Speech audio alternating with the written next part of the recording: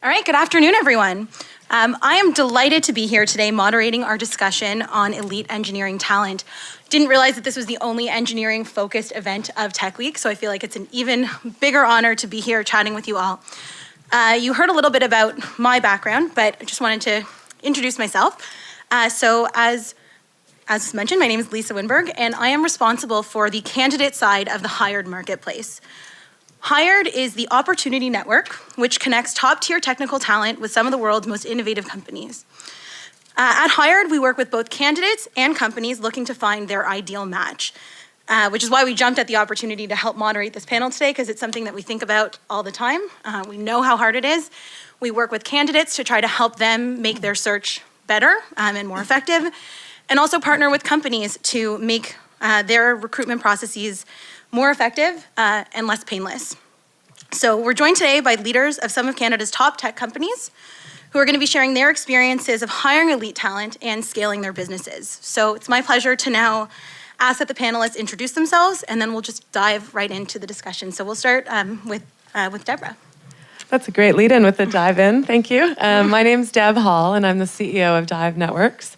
At Dive, we produce broadcasts for company, real-time broadcasts for company environments. So we work with globally with partners like Twitter, Instagram, news sources to produce these customized broadcasts in organizations. Hey there, I'm David Lenny. I'm the Senior Vice President of Data and Analytics at Shopify. Shopify is a global e-commerce platform that's helping merchants and small entrepreneurs build businesses all over the world. Mike McDermott, co-founder and CEO of FreshBooks. FreshBooks is ridiculously easy to use invoicing and accounting software in the cloud, so you can use it on your phone and the desktop. And as a company, we're on a mission to reshape the world to suit the needs of self-employed professionals and their teams.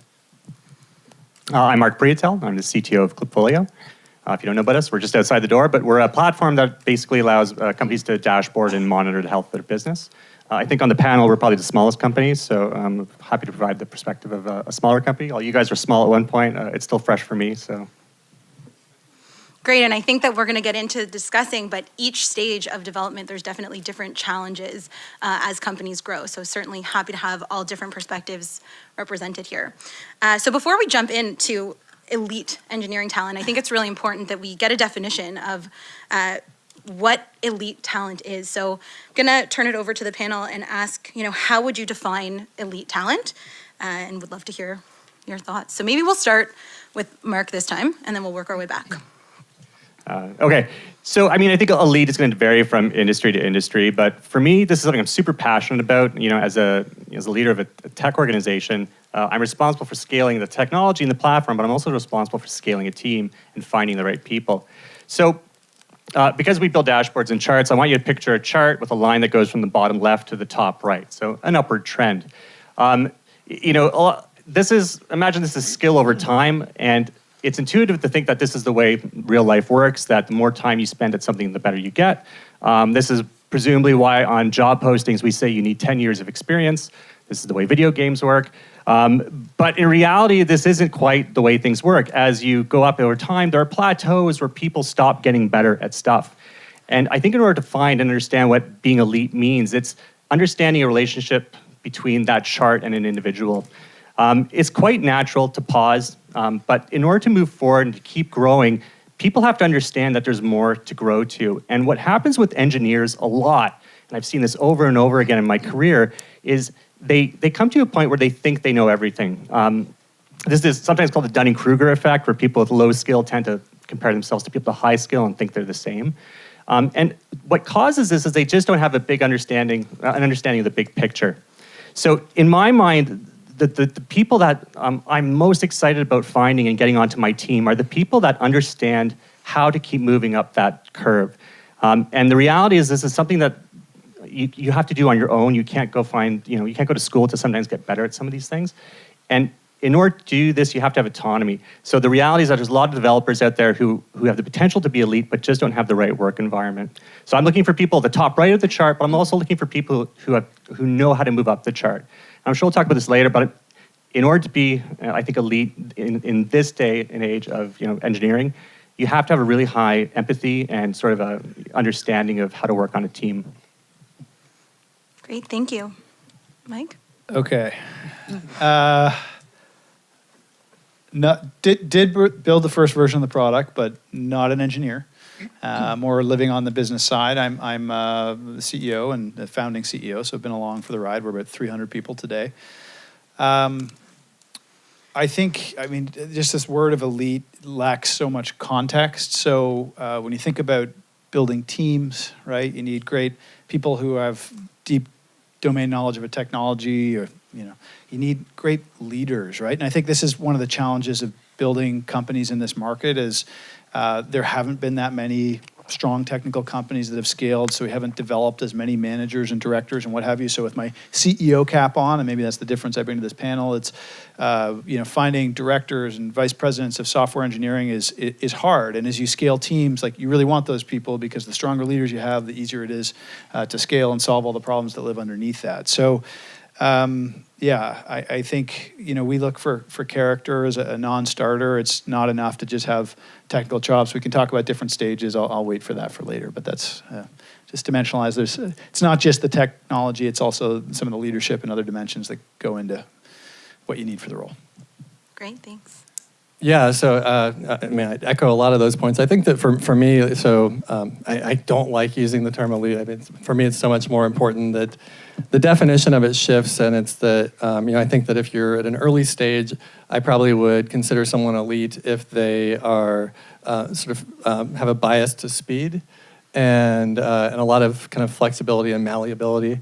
I think as you grow to the next stages, I'm often more interested in these sort of like deep domain experts, people who sort of know what incredible quality looks like of this topic now taken very, very deeply, as well as injecting in some people who sort of bring a completely different mindset, a different set of skills. Like you go through a stage where maybe you have supplementary talent, but then you get to a stage where elite is this sort of complementary talent that is rounding you out in ways that you haven't had before, because the next stages of innovation for your teams, you're shipping something with quality and maintaining the kind of core product you've built, but now the new innovations come from injecting in a completely different mindset. So to me, elite at that stage is sort of that type of person, but that type of person would probably have been a distraction at the early days.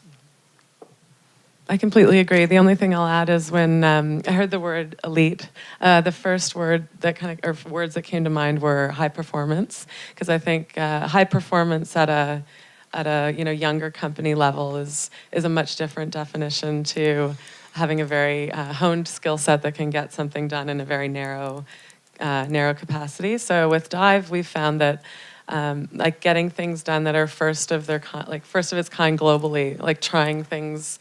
We work with Twitter quite closely, and everyone always asks me, like, how did you guys pull off this stunt up there in Toronto with a small team of people? And the way we get that done is usually a combination of willing to try things out and not have any historical notion or proof of success in the past. So I guess the guts to go try it, combined with creative ways to do things really efficiently. So with a smaller team, just having that ability to think creatively.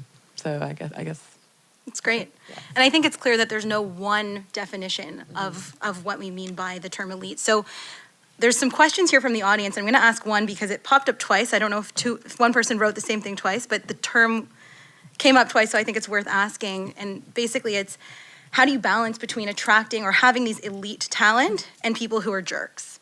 Jerk software engineers came up twice in these questions. So how do you balance between that?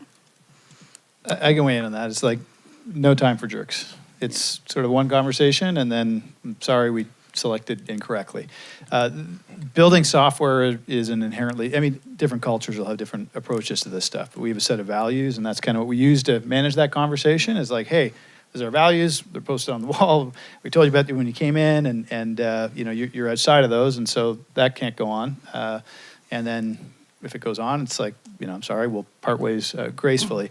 I think you're hearing a theme here of teams. Like there's very little, except in the earliest stages, where you have like one person who can really do it all on their own. That's the earliest stage companies, and so team dynamics and jerk don't really go together.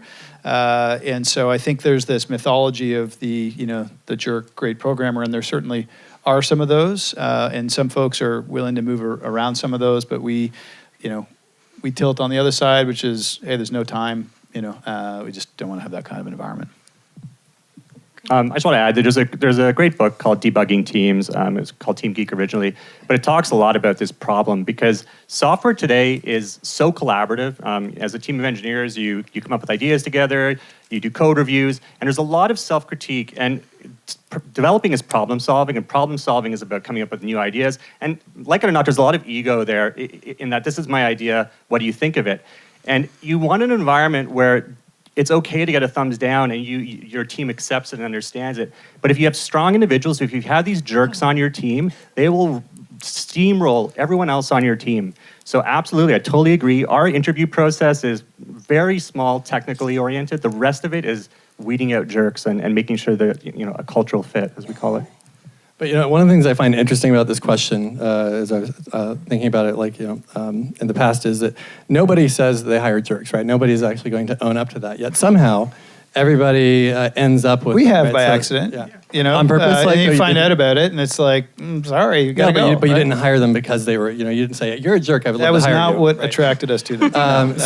So somehow people end up with this, and I actually think that it also goes back to just the different stages. I think that you can have these sort of undercover jerks early on because you're developing on an individual basis, and because you don't have a lot of staff, there aren't a lot of dissenting voices or other kind of opinions, and so it doesn't really kind of inflame the jerkness. And as you get larger, collaboration now becomes so much more important. The only way you can kind of ship things is like in these much larger teams, and that's usually where you hear these stories come out. These people say, "Gosh, this person has been here so long. How have they tolerated this brilliant jerk?" It's because it shows up at a later stage. It was always there, lying dormant, but. Yes, so silos definitely breed jerkdom. They become fiefdoms for people to sort of become the king of their castle. And speaking about the interview process and jerk detection, it's really hard because most people know that being a jerk is bad, right? If you ask somebody, well, what do you do if somebody disagrees with you? How do you resolve that? Everybody knows the answer to that, I try and... So you can't find these people in interviews asking questions like that. They're softball questions. I really find what you have to do is ask questions that are geared more towards emotional empathy. Like, are they self-deprecating in the interview? I mean, that's usually a good sign that somebody has some sense of self-awareness. So yeah, it's hard to find these people, and there are certain things we can try and do organizationally to prevent them. Great. So yeah, starting from the beginning in terms of attracting elite talent or attracting talent in general, can you talk to us about some of the challenges that you've experienced as your business have gone through various stages of growth? We can start with Deb. Oh, sure. So we, early on, we started using and made selections on various languages we were going to program in. And you make these decisions kind of like in the spirit of trying to get things done. And certainly in our business, I'm sure in the rest, these code changes and language decisions, probably made by undercover jerks that you work with early on, things can change, right? Like you want to move the company in another direction. You want to make a technology change and decision. So I've found one of the biggest challenges is we have kind of a narrow definition of the scripts we want to use and the languages we want to program in, and then you cast the net to find people. And then you're casting it like down a narrow hallway, right? To find people that write in this language, people that, work well with you as a team, people that have the same beliefs and values. So I think that's probably been one of the trickiest problems that we've been trying to solve, and still will probably be trying to solve because we're always trying to be on the edge and use things that are really, make really smart tech choices. So Great. It's tricky. So when you talk about casting the net, how are you actually going out and trying to attract that talent to Dive? So we've run a whole, through our we've been in business almost 4 years, so we've tried a whole bunch of different techniques, everything from, looking at people we've worked with in the past, looking at working with people remotely, looking at using some of the tax credits to hire and do. So we actually have now, changed our strategy a bit, like added some in-house, but also looking at offshoring some of it just to try and, bridge some of the gaps. Great, thank you.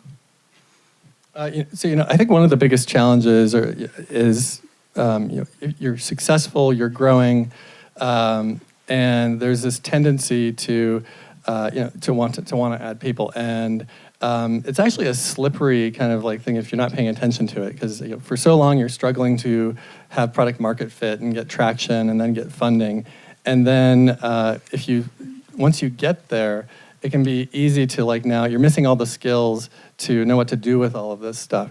And I find that people can just fall into this gap where they think, oh, I just need to add more people, I add more people. But there's a tipping point when it comes to more people. And every additional one is actually going to make you less effective. But there's a tendency to actually mislabel it and say, oh, I need even more people. And you accelerate it, which just makes you worse and worse. When actually you need to sort of economically shift the curve of how you're working and get more effective, because one of the things not only will you become less effective, but you become less desirable to the best talent the bigger you get, right? So I think the most expensive benefit we offer to anybody is being small, and it's because it's a benefit we can't afford forever. We know we're going to get bigger, and so I apply this tension to my team. I say, before you come and ask me for more chairs at your table each year, make sure that absolutely everybody in the seats is someone you're thrilled with, because we have to make sure that we're pruning in the right way, because the best people love big, broad spaces to solve problems. And the more and more bodies you add, usually the more narrow the space becomes, and whole categories of people then look past you and they go to a smaller place where they get more kind of autonomy and breadth. Great. There was a specific question that was written in by a number of people in the audience about when you are a really early stage company, how do you attract these high level top tier candidates when you're competing against large companies that have higher salaries and benefits? And I think you started to mention some people don't want that, but I'm curious, to hear from each of you what you do to attract those people when you are small. I think a couple thoughts, just stuff sort of lived along the way. So you got to focus on what you have and kind of know what you don't, right? So my experience in startups, there are folks who are genetically pre-configured to be a part of that really early stage, and they're probably not configured at all to be past 100 employees in your company. And so there are people out there who are suited to what you're doing, so believe. And then I'd say get out in the community. A lot of where we found our early talent and Reworld Network was just going to local events, like technology events and things like this. Because you probably don't have the dollars to have a recruiter working for you. You don't have a brand or brand presence yet, so it's kind of a little more grassroots.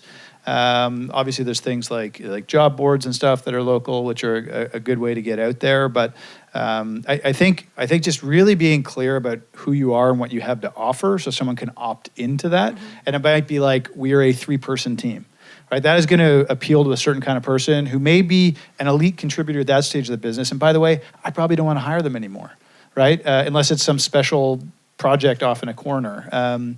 Because our team's too large and they don't work that way, nor do they like it, right? So I don't know if that makes sense.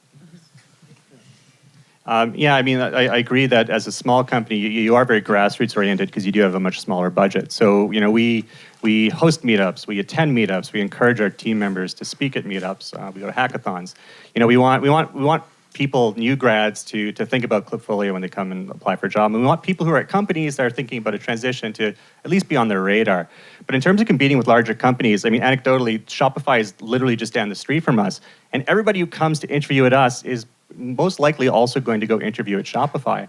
And we know that there's this, right? We know that especially earlier on, this was horribly painful because we couldn't offer the same kinds of perks, we couldn't offer the same kinds of salaries. But instead, what we did is like was mentioned, we tried to compete more on the opportunity of working with more autonomy and working on earlier stage company. And you're right, there are people that are genetically programmed to this. And if you're looking for C-level talents or VPs, it's a very different sort of search and process than attracting just sort of senior engineers.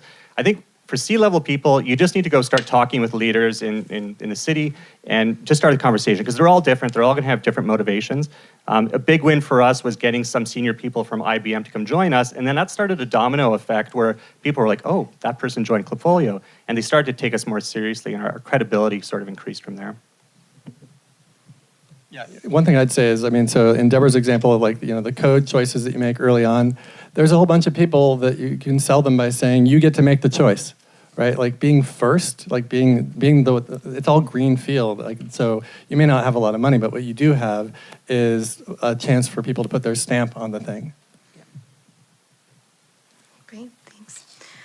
Follow-up question to that is around finding technical talent at an early stage when you yourself are not a technical person. Curious to hear from anyone who doesn't consider themselves to be a technical person, how you approached that when you were starting to find tech talent. I think I broke all these rules. Or maybe I lived this movie at large. And sorry to hop in on this one, but it's like got my name all over it. So I think what I just wanted to say more than anything is you're going to make mistakes. Accept that. Hiring, even in a domain you know well, you're going to make mistakes, right? So I think the question is then, can you build some group of advisors or something around you, or have a network of people who you know to be strong technically who can help you de-risk hiring for a role you don't even understand today? Like it's kind of goes in the bucket of like know what you don't know, and then figure out how to sort of take bites out of that risk one way or another. Yeah, full stop. Great. Anybody else want to weigh in, or everyone else is more technically minded? Okay. So a couple of questions have also come in. I'm sorry, I sent you guys questions ahead of time. I didn't know we were getting audience questions, so I'm throwing you some curveballs now. A couple of questions have come up around, tech industry making a very conscious effort to try to be more inclusive. So DE&I is a very hot topic, trying to be more inclusive of different people who are probably underrepresented in tech world. How have you changed your recruitment practices to be more inclusive? And sort of what have you seen as a result of changing these processes? I can keep going. Wow. So, if you go to our company site, we have all of our faces on the website, and you're going to see it's Canada. Like, it's a really, really representative of the cultures, and gender-wise, it's a pretty good split. My team, women are typically underrepresented on engineering teams. There's lots on mine. But there's a great scene in Silicon Valley, if you watch the show, where they talk about wanting to hire a woman, but not because she's a woman. And there's a funny truth to this. We want people on our team. We believe in inclusiveness, but we also want to hire the best possible people. So it's always sort of that balance of making sure you have representation on your team and trying to find the right people.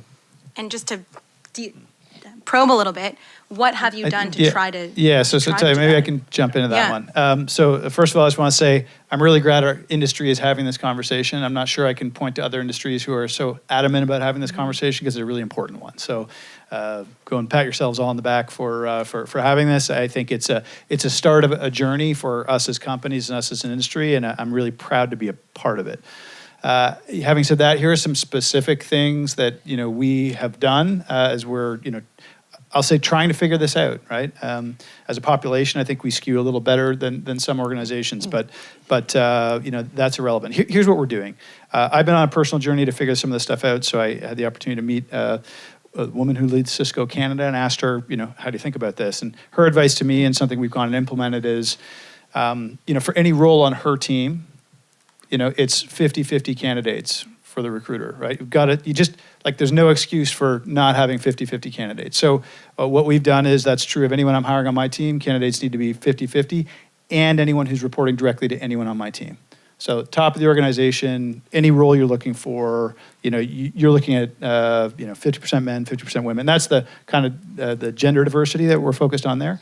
The other part is co-ops. So the top of the organization, the bottom of the organization. Again, it's 50-50 with co-op groups that we bring through. And to me, that's one thing we can do. We also started a mentoring program internally with the executive team, and it actually started focusing on women.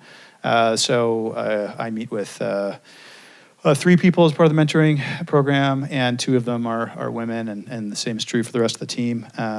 It is a seemingly small thing, but we're trying to build women leaders and help them get the support they need. And there's a bunch of research that says that women are less likely to have an advisor or a counsel. So if we can play some part in that, that's helpful. So we got a few other things, but those are some of the specific steps that we're taking now to work on this.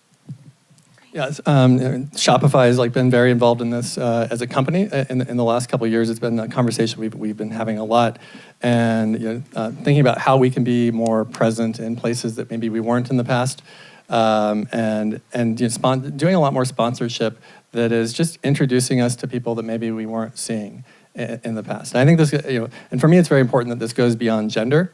It's really about diversity of thought.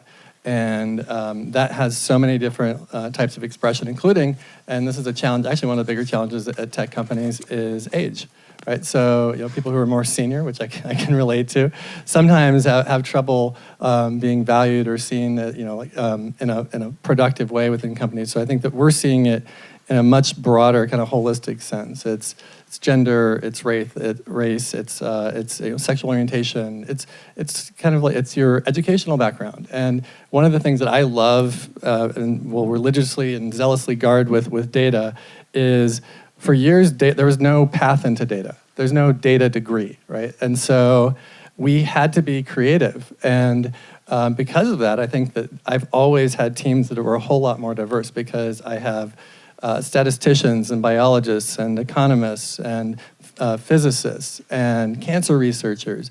And so I think one of the things I'd like to see the tech world do is actually broaden their perspective on what excellence and the background needs to look like, because I didn't have the luxury of just relying on a CS degree.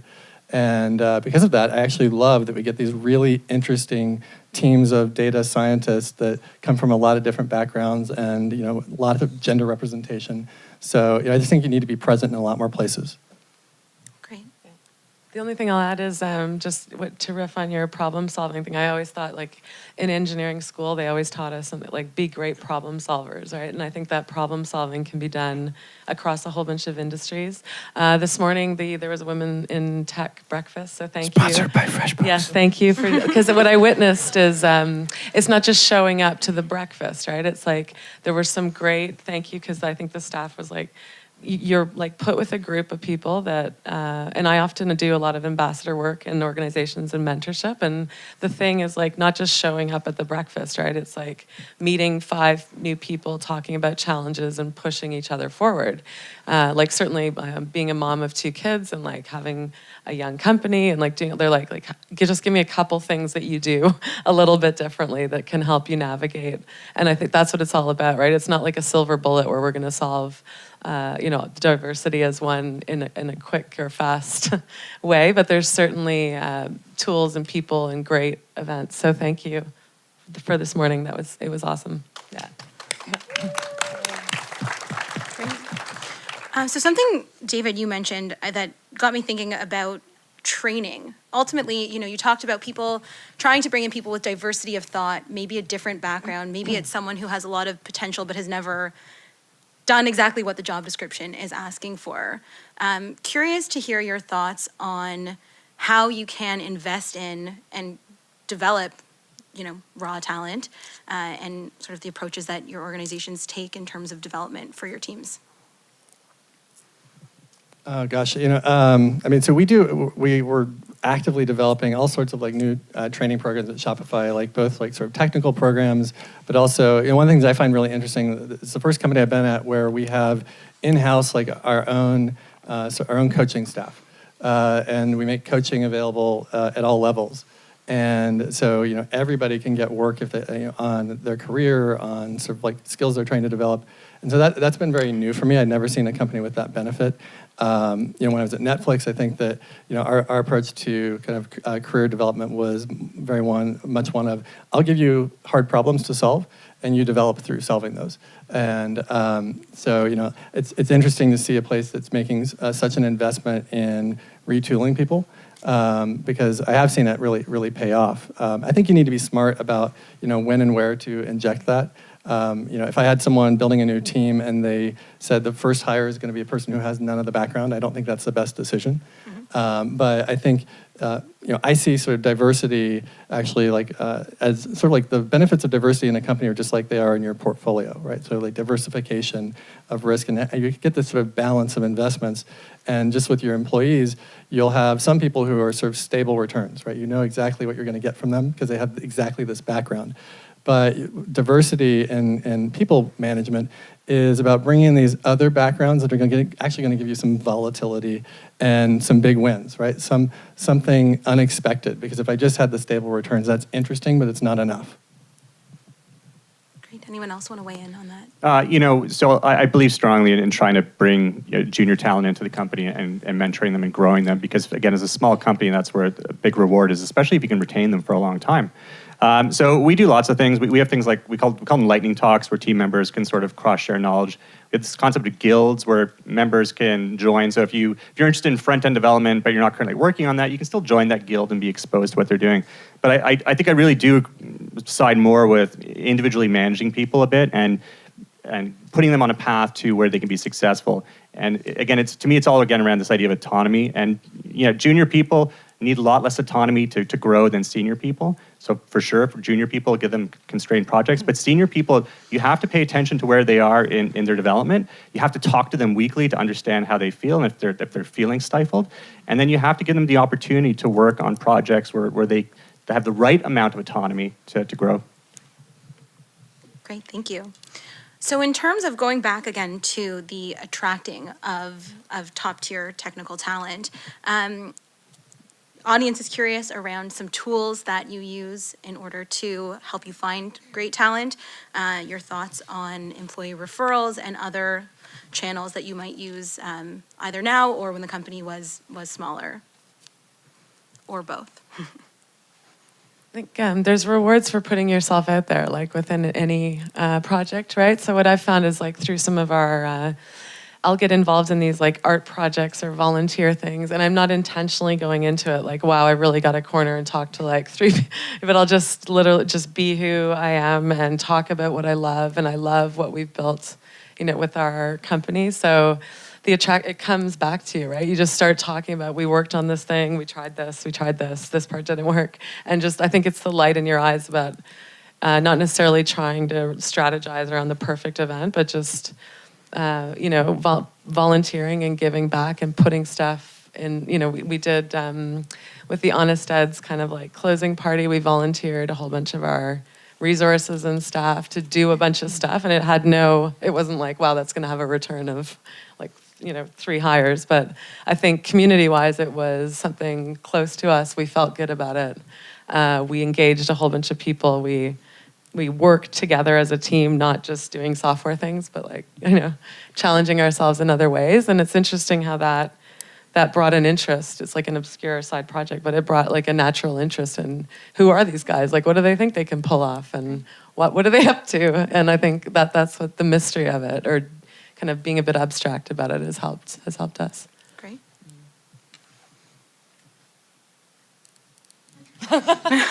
We don't really use tools. The best success we have is from going out and talking to people. So again, we've hired people that we met at meetups. We hire lots of people, younger people from hackathons that are done in the city.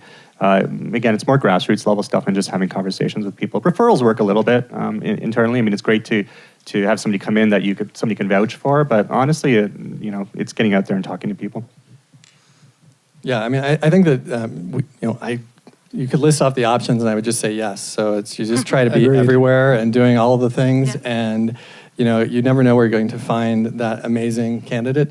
Now, personally though, when I'm looking for somebody, like I do sort of think about this person who's excellent at the thing I need in the world, like where do they hang out? What would they be doing? And then I try to put myself in those places, or find a few people that I know are somehow tangentially related to them.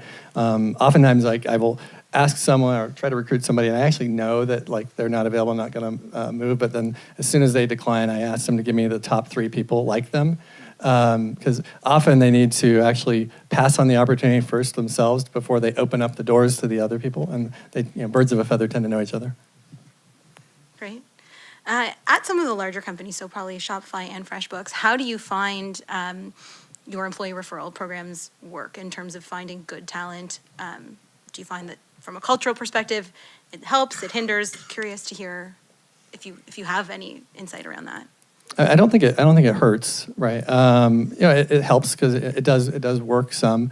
I would like to think that everyone in the company is just always recruiting. I've got some of my team here today used to be recruiting, and if giving people some sort of like financial incentive, makes that happen more, cool. But I think you just always need to be looking for talent, and we get them through the employee referrals, but we get them through lots of other places too.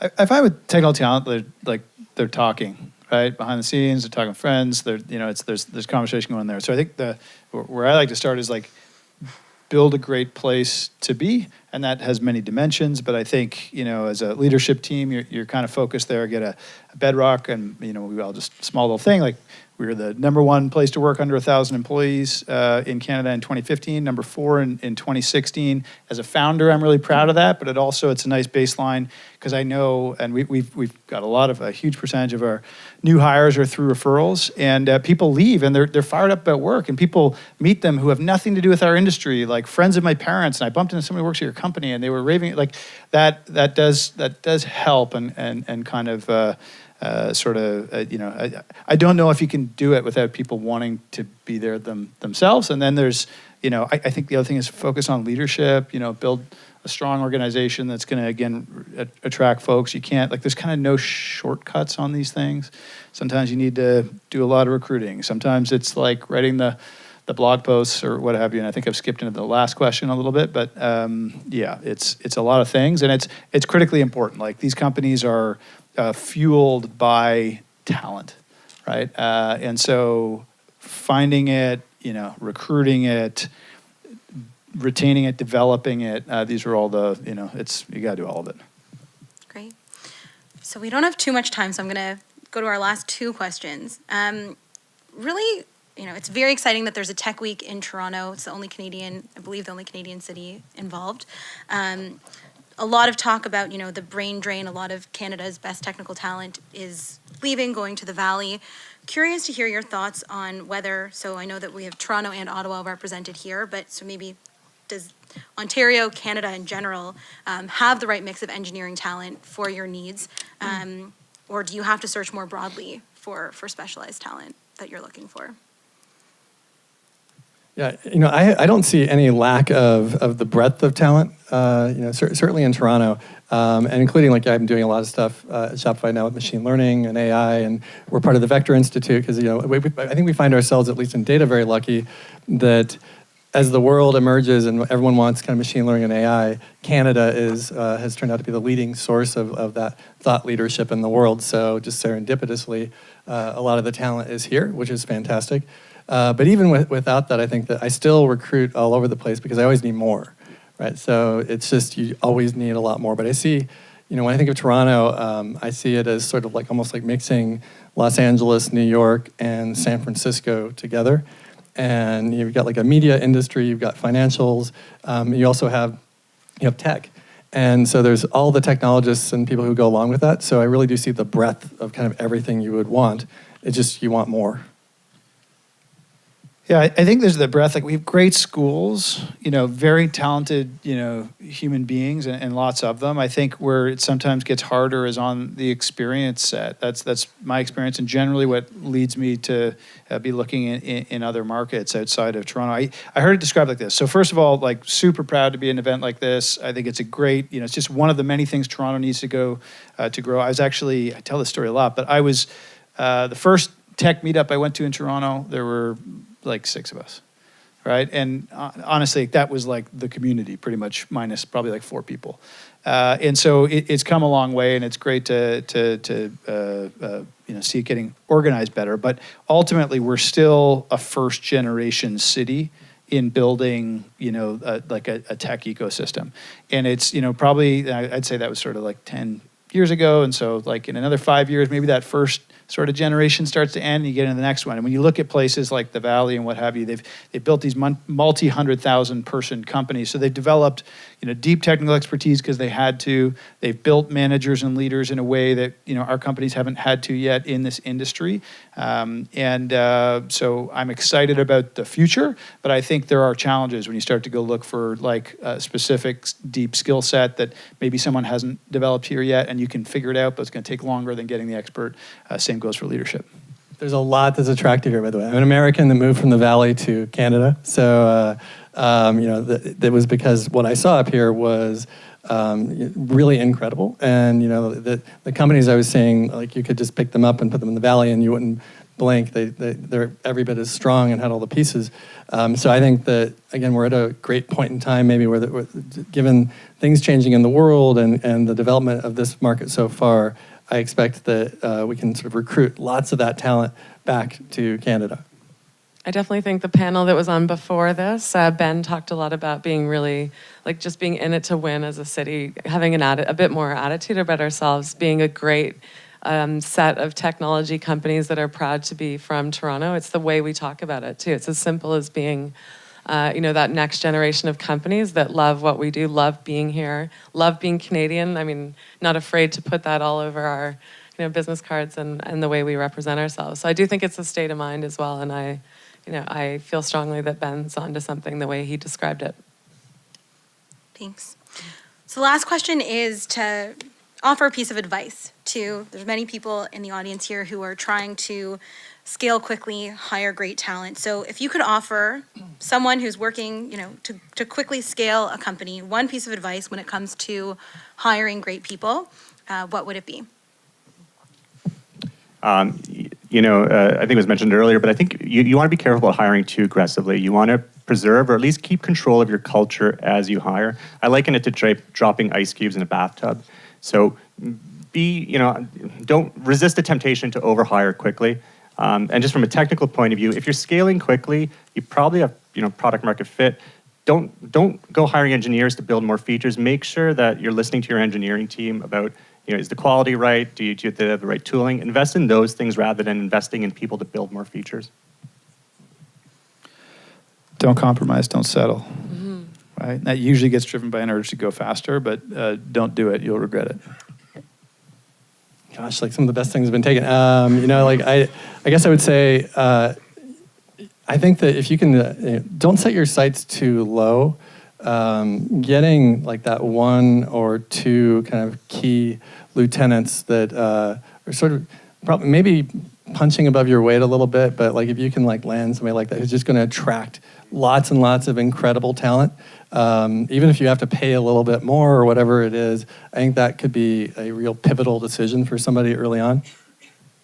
That's good. I think officially all of them are taken, but the only two little pieces of stardust that I'd add, one would be follow your heart and your instinct, because I think there's been times when I thought, maybe it'll be okay if I just like don't listen to that little voice that's like, this person shouldn't be on this team, we shouldn't be doing this. And the other thing I'll say is it always seems when we present stuff and ideas like it's a very linear path, like, to scaling, and it's a perfect little diagram. And, so many people have helped me out when it's a bit of a roller coaster, so that no decision's really perfect. And I think the inner voice and your instinct, it should kind of trump a lot of things or mathematical ways of approaching the solution. Great. Thank you all so much. Thank you everyone for coming today to hear the panel. Hope you learned something.